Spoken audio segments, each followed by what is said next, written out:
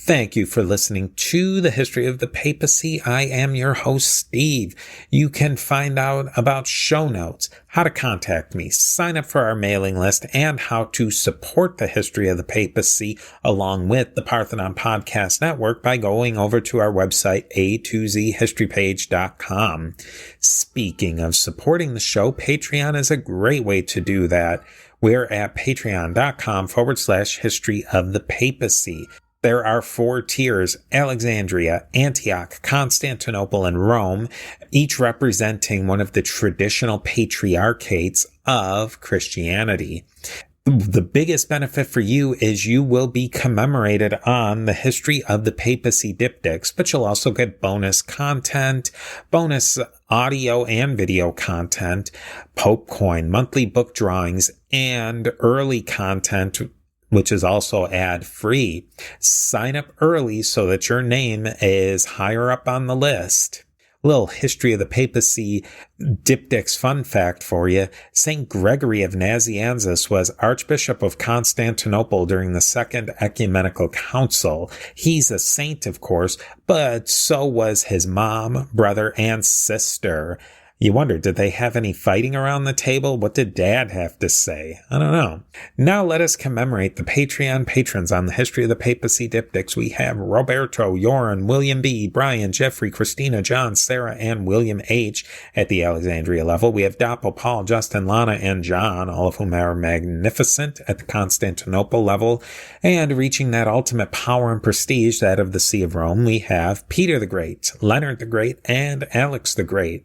As you well know, we are a member of the Parthenon Podcast Network, featuring great shows like Josh Cohen's Eyewitness History Podcast, among many others.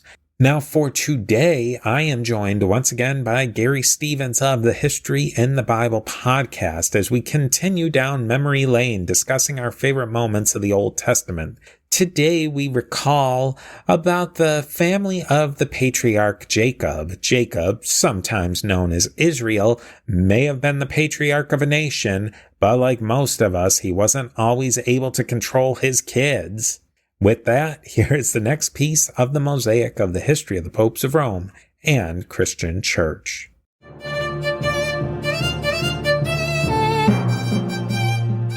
Laying with wives, too, is a big deal, and that's going to play well with the next one that we're going to do with the Dinah incident or Dinah incident of Genesis 34.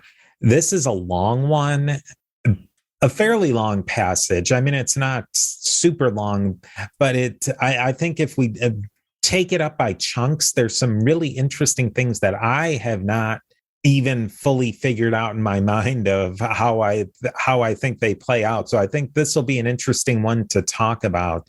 So I'll start with the first little section here. Now Dinah, daughter of Leah, whom she had borne to Jacob, went out to see the daughters of the land. And when Shechem, the son of Hamor, the Hivite, prince of the country, saw her, he took her and lay with her and violated her. His soul was strongly attracted to Dinah, daughter of Jacob, and he loved the young woman and spoke kindly to the young woman.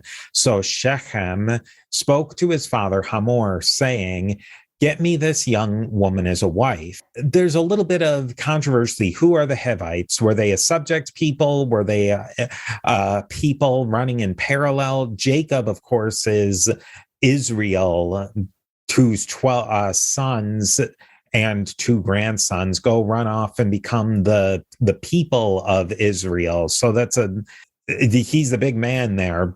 The Hivites are almost certainly some sort of Canaanites living alongside Jacob and his sons.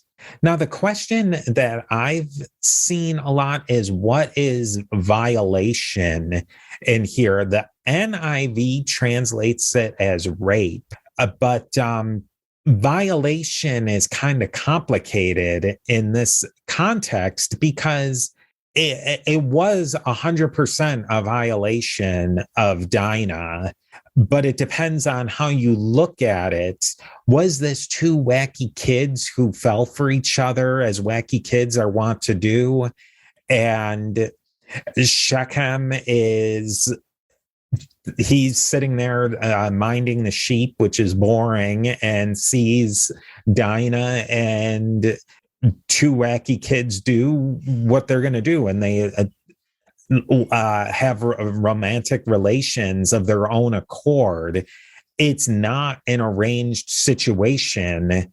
They weren't betrothed to each other. There's nothing going on there. So in that case, it's a violation of Jacob's rights, but it's not necessarily a violation of Dinah in the sense of her own self, could very well have been consensual in nature, but it's still a violation against Jacob's patriarchal rights. Now, was it, if you translate it as rape, which comes in with all of that connotations, then you're saying that Shechem was attracted to Dinah and took her in a non-consensual manner, which then that's a violation of Dinah, and it's still a violation of Jacob and his patriarchal rights. But so really, by the patriarchal society, I mean, Jacob, he puts the patriarch in patriarchy. Whether it was consensual or not, it's still a violation. And so by the standards of the day, since it wasn't sanctioned in any way by Jacob, it's a violation. Yes. I mean, I always forget just how patriarchal it was back then. But even today, I mean, how many honor killings have there been when some woman says, no, I will not marry Dad's 60-year-old cousin. I'm only 16, and finds her own boyfriend and ends up dead. So these attitudes are still around, aren't they?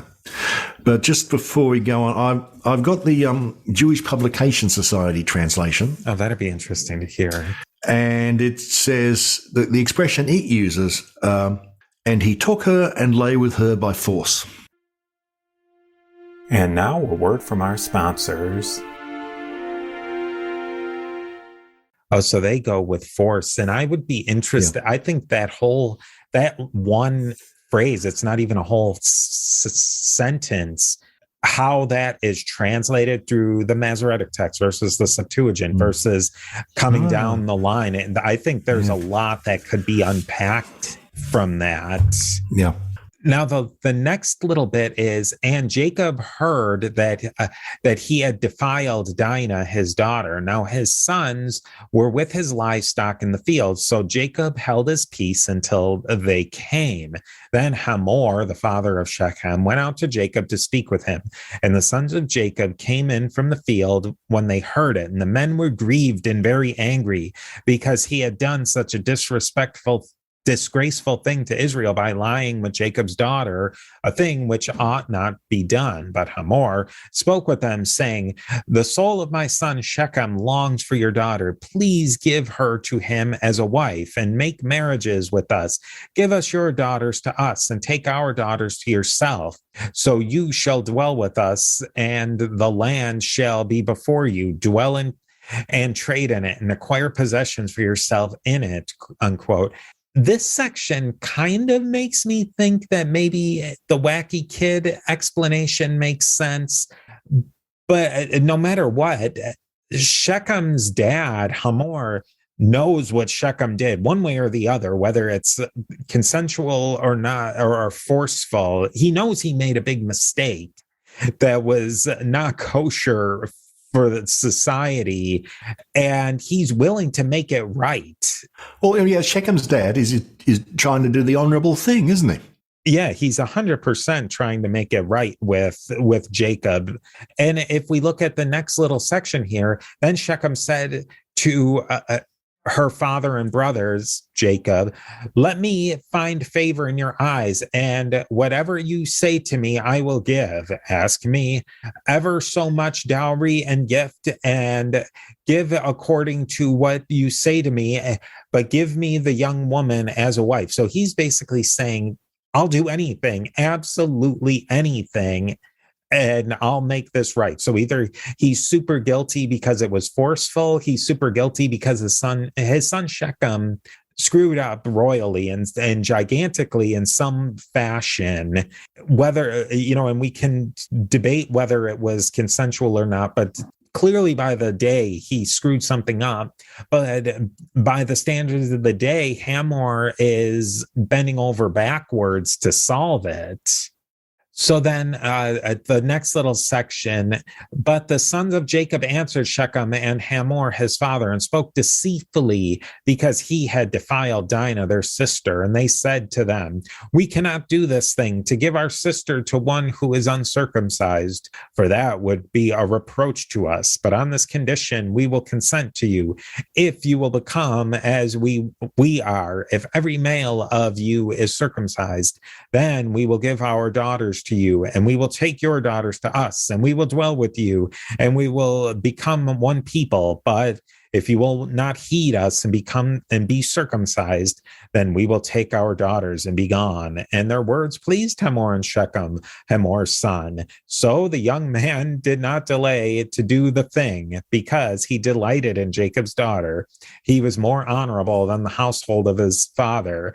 So Jacob's sons, not even Jacob, they notice they don't say Jacob said to this, the sons say, so who's really the patriarch here?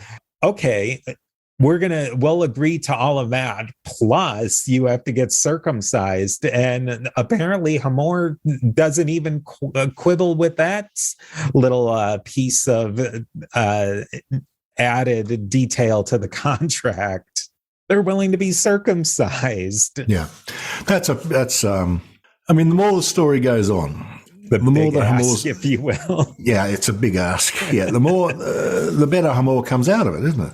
And then, so the next section is more, just a little bit more of on circumcision, and they all do get circumcised. They all do. All of Hamor's people, they get circumcised. So we'll skip to that, and we'll just go to the start at verse 25. Now it came to pass on the third day, when they were in pain, the two sons of Jacob, Simeon and Levi, Dinah's brother, each took his sword and came boldly upon the city and killed all the males. And they killed Hamor and Shechem, his son, with the edge of the sword, and took Dinah from Shechem's house and went out. The sons of Jacob came upon the slain and plundered the city because their sister had been defiled. They took their sheep, their oxen, their donkeys, what was in the city and what was in the field, and all their wealth and all their little ones and their wives they took captive.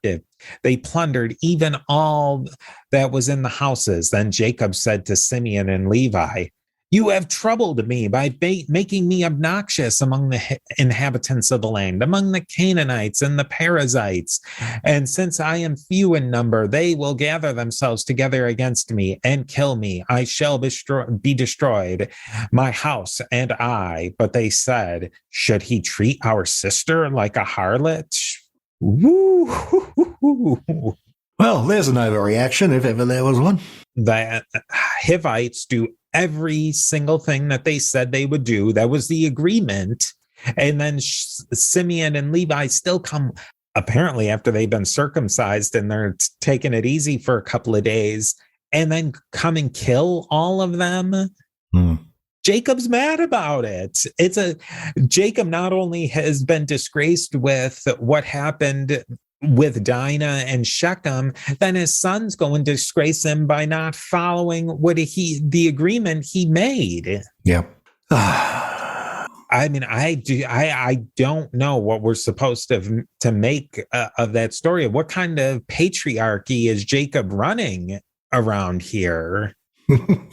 It certainly makes him. Well, it makes Simeon and Levi look terrible, but Jacob doesn't come out in a good light either, does he?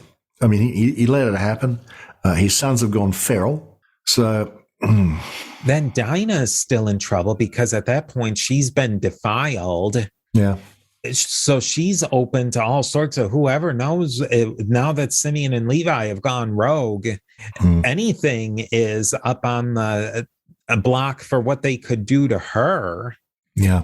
I wonder if the story is partly invented to explain something about the tribes of Simeon and Levi. That could be. Yeah, I mean, Levi produced the priests, but I think Simeon actually died out in historical times or disappeared or something. So maybe the story was invented for that. I wonder, does Jacob give a blessing, a detailed blessing to his kids before he dies? He died in the next section with Joseph. Okay. And I don't remember what comes. I think that part of his dying when he brings in Joseph's two kids. Oh, here we go. Hang on. Genesis 49, there's a long section where he blesses the various tribes. Here we go. So he's blessing them or cursing them when he's dying. And Jacob says, Simeon and Levi are a pair. Their weapons are tools of lawlessness. Let not my person be included in their council. Let not my being be counted in their assembly. For when angry they slay men, and when pleased they maim oxen. Cursed be their anger so fierce, and their wrath so relentless. I will divide them in Jacob, scatter them in Israel. Okay, so as actually happened to the Levites, they were scattered throughout the land and never given their own territories because they became the priestly class. So presumably the same thing happened to Simeon. He never got a land allocation, or they all died out. And I suppose the story would be a good way to explain that. Yeah. You wonder why somebody would write this sort of thing, because it's a good explanation of a patriarchal society. I think it really lays out well clan systems, that these Shechem and Hamor, they're kings or whatever of their clans, but it's not like they're sitting in a golden throne in a castle. Shechem's handling the sheep probably as much as the next guy. Yeah. And, whatever they did back then, it's not, being the king and the prince was not quite the glamorous job of maybe what was going on in Egypt. Yeah. So I think that one is one that I hope maybe leaves people thinking, and that the people out there listening will come back with their own theories on that, because I think of any of the stories, that is the one that I have the hardest time wrapping my mind around. Yeah, there's a lot of difficult passages in the Old Testament, aren't there? I mean, nowadays most of them are interpreted metaphorically, or they're meant to give a moral or something. But the face reading is always very difficult. And my guess is that they were never really meant to be read on their face. Yeah. I think that that's maybe something that we've picked up on, and they're all layered. You can't read them strictly historically. You can't read them strictly as literature. You can't read them strictly as theology. If you don't take them all together, they don't make sense. And they still might not make sense, but if you're not looking at them all the way completely, you can't even attempt to try and pull them apart if you're not looking at them in as many ways as you can. We're going to leave Dinah in the dust and then move on to her half-brother, Joseph, who made a name for himself in Egypt. What can we say about Joseph in Egypt? Well, we all know the story of Joseph in Egypt and how he becomes a big success. What is rarely talked about are about 20 verses in Genesis 47 where something really strange happens. Now, I checked out if my interpretation was reasonable rather than fantastical, and I confirmed it with the commentary in my favourite Old Testament, the Jewish Study Bible, which consists of an excellent translation and excellent commentary by contemporary Jewish scholars. And they said, they effectively said, yeah, Gary, you got this right. And basically, it's a story of how Joseph enslaves the Egypt. And that's the word they use in the Jewish Study Bible. You can water it down a little bit by saying Joseph immiserates the Egyptians. But here's the story. Genesis 47:13. Now there was no bread in all the world, for the famine was very severe. Joseph gathered in all the money that was to be found in the land of Egypt and in the land of Canaan as payment for the rations that were being procured. And when the money gave out in the land of Egypt and in the land of Canaan, all the Egyptians came to Joseph and said, "Give us bread, lest we die." And Joseph said, "Bring your livestock, and I will give you bread for your livestock, since all the money is gone." So they brought their livestock to Joseph, and Joseph gave them bread in exchange. And when that year was ended, they came to him the next year and said to him, "Nothing is left at my Lord's disposal, save our bodies and our farmland. Let us not perish before your eyes. Take us and our land in exchange for bread, and we with our land will be servants to Pharaoh." So Joseph gained possession of all the soil of Egypt for Pharaoh, all the Egyptians having sold their fields, because the famine was too much for them. Thus the land passed over to Pharaoh. So Joseph has basically, according to the story, turned Egypt into a completely feudal state. As the story depicted, the Egyptian peasants were previously freeholders, but now they don't own anything. Pharaoh owns everything. But on the other hand, the people respond, once he's bought all the people and all their land, and the people respond, "You have saved our lives. We are grateful to my Lord, and we shall be servants to Pharaoh." Only the land of the priests did not become Pharaoh's. Now, that can be seen as a rather ironic conclusion to the Joseph story, given to what happens later to the Hebrews in Egypt, and we all know about that. But you don't hear much about this story. You don't hear that there was sort of a mirror image of the enslavement of the Hebrews by the Egyptians, when in fact a Hebrew feudalized, enslaved the Egyptian peasantry. You don't hear much about that one at all. And now a word from our sponsors. I wonder if that was just in the context of the whole story, is basically it's societal collapse because of the drought and whatever the conditions were that the land wasn't producing, and that seemed to be a regional wide event. That's really how the Hebrews then become enslaved, or really probably more, it sounds like serfdom, than slavery as such. But I mean, tomato at that point. But it's definitely they're trading freedom for security, which, I mean, the whole story is that Joseph is the smarty pants who figures it all out. And not only, I mean, it's a divine that he gets the dream that that's going to happen, but he's also the man with the plan on how to figure out a solution to it. But it's not shocking to me in any way that if people are that somebody like Pharaoh, the power authority, is going to take something in return. Or what, I'll give you food, but you're going to be my serfs from now on. Yeah. Now, I must have, and what I should have done was investigate Egyptological theory about social structures in Egypt, whether this ever actually happened or was normal. I should have done that. No, well, mea culpa. Maybe also one aspect of the story is that it is a story put there to explain to the readership about this strange social system in Egypt, which they are not familiar with. So, for example, when you have the kingdom after David, David is never the owner of the people or their land or anything like that. They are not serfs.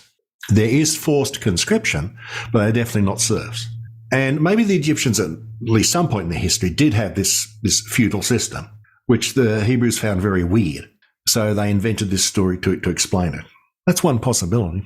The Egyptians did have, I believe they call it cuvée labor, where it's not slavery per se, but you were required certain amount of forced labor that you had to, which is, I mean, essentially serfdom. And really, in a way, we do that today. You pay your taxes and you're separated from it, but you are working for the government for whatever period some period of the time of your work is done towards the government. It's not like you're going to work on monumental architecture or something. We have that's been kind of sanitized, but in effect, that Cuvée labor was their tax system. That's a good point. From what I vaguely remember, that was done during the non-agricultural season, when basically the peasants, the people, didn't have that much to do. They're waiting for the Nile to flood or whatever. So, and we certainly know the pyramids were built by that sort of labour. Although Egyptologists I've read have emphasised that it certainly was not slave labour that did it. Slaves in Egyptian society were actually usually fairly high-ranking. They were scribes, metal workers, that sort of thing. So, corvée would be the best description for it, I suppose.